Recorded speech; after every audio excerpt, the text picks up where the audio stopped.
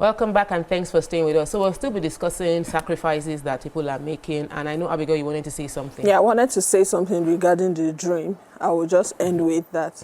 Okay, so I feel like we can't be talking about dreams without talking about the SMART and SWAT analysis. It's making me feel like we are entering into the classroom, but it's something that has to go with the topic we are talking about. Okay. You know, I said you have a dream, that's a destination.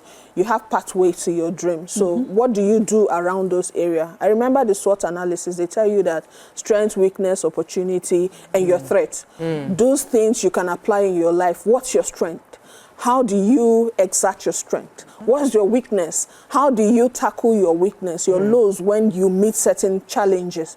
And then the opportunities available to you. Okay, you're having an opportunity to travel abroad to further your education, and then you're having the same opportunity to get married. Which will you choose? So you have the opportunities. And then what's your threat? Do you have the who is the husband that you want to give up this one for? That is the thing, right?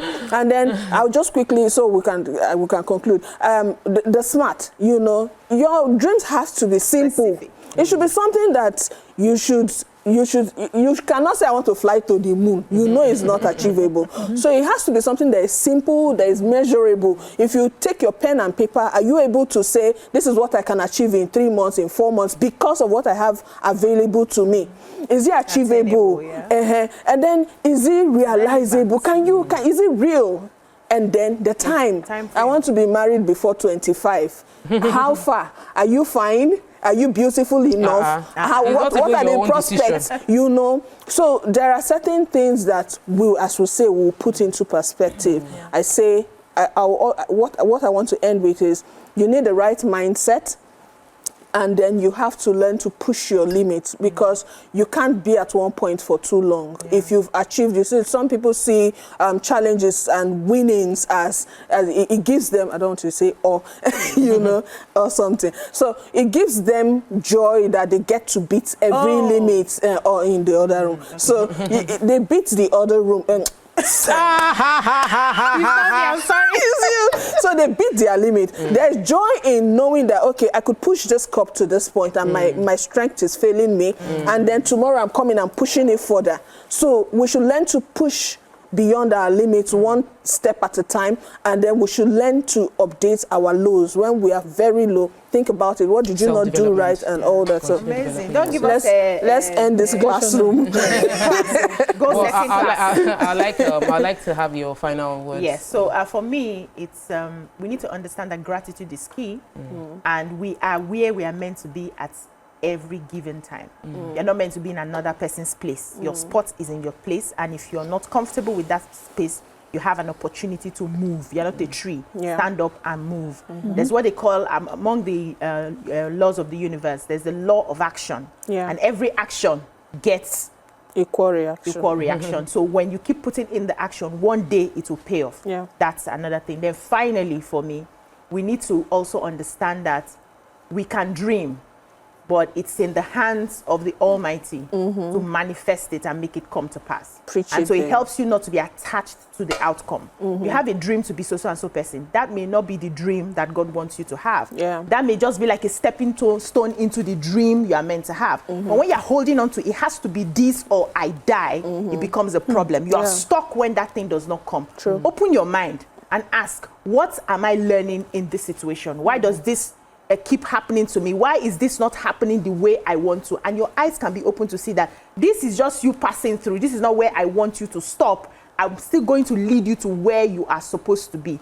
Your open-mindedness is what is going to allow you to be grateful for where you are at every point, and then not attached to the outcome of, I have to be A, it must be A, or I die. Open your heart and, you know, you'll find that at the end of the day, when you look back, when you count from hindsight, you'll be grateful that you had to go through all of those things you went through to be where you are today. Yes, your sacrifices are your choices that you make. Own them. Be grateful for them, that you know you're already living answered prayers. With that mindset, you can go ahead and achieve more. If at that time you want to change them, start with the gratitude of where you are part-time, where you are, knowing that God has already answered your dreams and your prayers are before then, and ask for new things. He's always, the Quran says, is ever generous ever giving, ever forgiving, no limit to him. So continue and ask for more. I really love our conversation today. I think that we did not just lament or whine about, we didn't take the regular angle to this conversation of saying, oh, women always make sacrifices, men always make sacrifices. I love the fact that we took this deeper and talk about the fact that every sacrifice is a choice. And you must acknowledge that you are making a choice. True. And when you are not grateful for the things that you have made sacrifices for in the moment, you will not be fulfilled.